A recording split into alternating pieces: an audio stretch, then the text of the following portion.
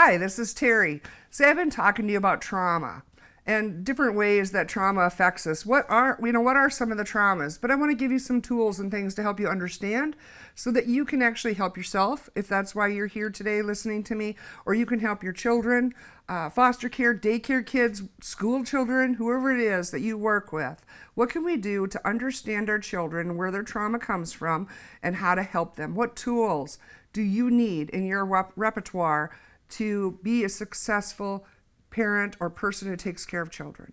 I think we need to talk about personality and perception. So with trauma, you can take two kids and give them the same experience. You can take a brother and a sister. They were both called names. Maybe they were both hit. They were both abused. But one has grown up to be successful and views all that stuff as their parents' problem, that their parents were dysfunctional, their parents were broken.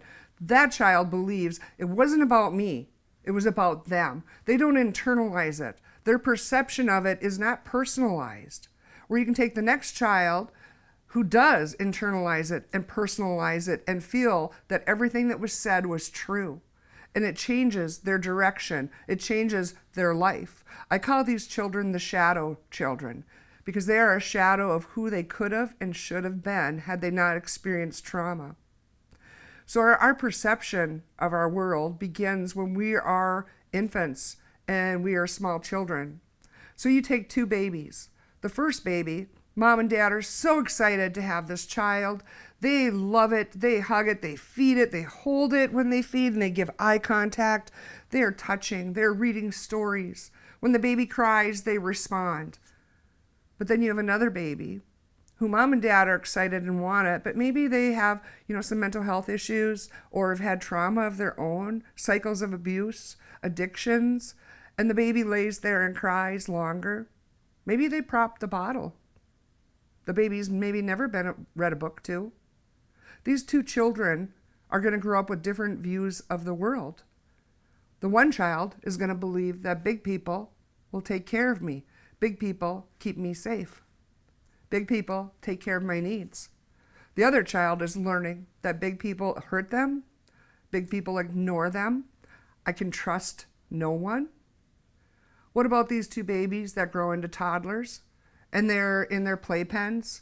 And the good mom and dad, the one who are healthy, when the baby cries, they go over and talk to him, give him some new toys, maybe take him out, go for a walk. But the child that has the parents that have trauma and that cycle of abuse, maybe tell him, shut up, go to bed. God damn, I'm so tired of this kid. They knock him down. They don't feed him. They don't take care of their needs. These kids are out of their playpens walking around. One goes for the coffee cup and mom's like, oh no, don't touch that, honey, that's hot. The other one goes for the coffee cup and the mom is like, well, dumbass, you'll learn. What are these children learning about their world? What's their perception? One is learning that big people take care of them, keep them safe, meet their needs. One is learning you can't trust big people, that big people let you get hurt.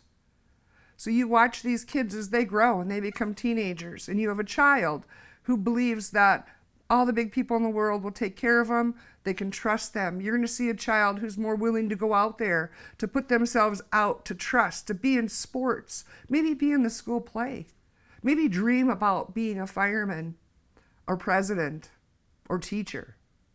The child who does not have that experience and has grown up in a world of trauma where his needs are not met is just living on the mechanisms of survival. How do I get food? How do I stay warm? How do I get my needs met? How do I not get hit? How do I love myself? How does a child, those two children, you put them in your classroom, are they going to look different? Are they going to behave different? Do you need to treat them different? Yes, you do.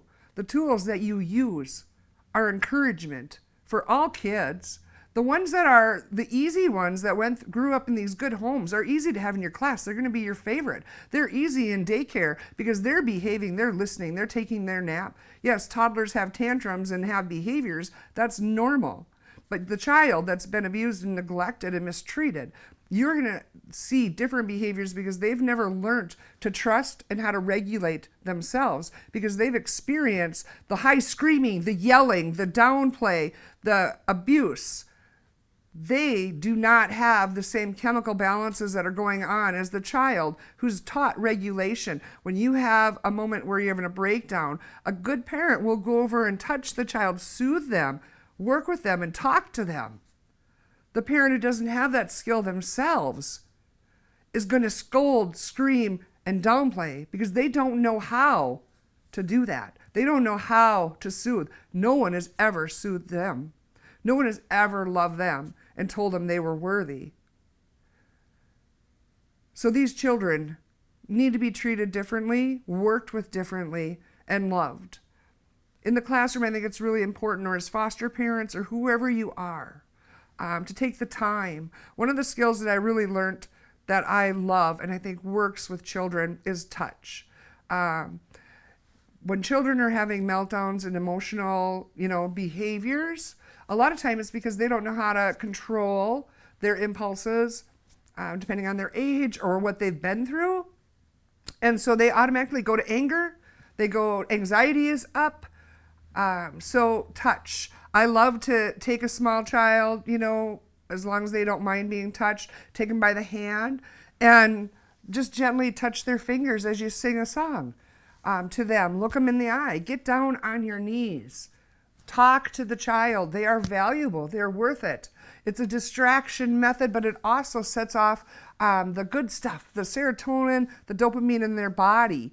And that will start reteaching their body how to naturally calm. Some of these children that have grown up in homes where they laid and cried never had that. It was never jump-started the way it should be. And so cortisone and different things that are more of a hyper came into play. And so it's really important to help do some calming stuff with that. And that is, one of the things I think is really helpful to do. Another thing is just that time. Consistency is really important with children, and letting them know the rules so they feel very safe. Children who don't feel safe will have some huge behaviors. I worked with a mother once who her child is banging his head. Whenever he didn't get his way, he banged his head as hard as he could, just pounded it on the ground, just pounded it. And she didn't know what to do. She said, no matter what we do, as long as he doesn't get his way, that's what he does. I first off talked to her about the touch, the calming, trying to work with him that way, and being consistent. I think the child was bouncing around to different homes. Mom and dad were separated. And so when children don't feel safe, because people are not all doing the same things, it can actually cause trauma in them, even when it's not purposeful and they have very loving parents. Just that inconsistency. Children need to feel safe. I can't emphasize that enough, that how important it is for a child to know what's going to happen during the day. What time do they go to bed? What time do they get up? Do they go to school? Is there homework time? This is something with trauma children that is so important, that they just feel safe. Everything is consistent. And if they don't feel that, you're going to see more behaviors that come with that. Now let's talk about the personality. Children's personalities play such a huge part in how they perceive stuff. One thing I always found interesting that I like to use an example of perception and personality is when I'm cold. My husband always says, you can't be cold. It's not cold in here. Yeah, I am cold. It's my truth.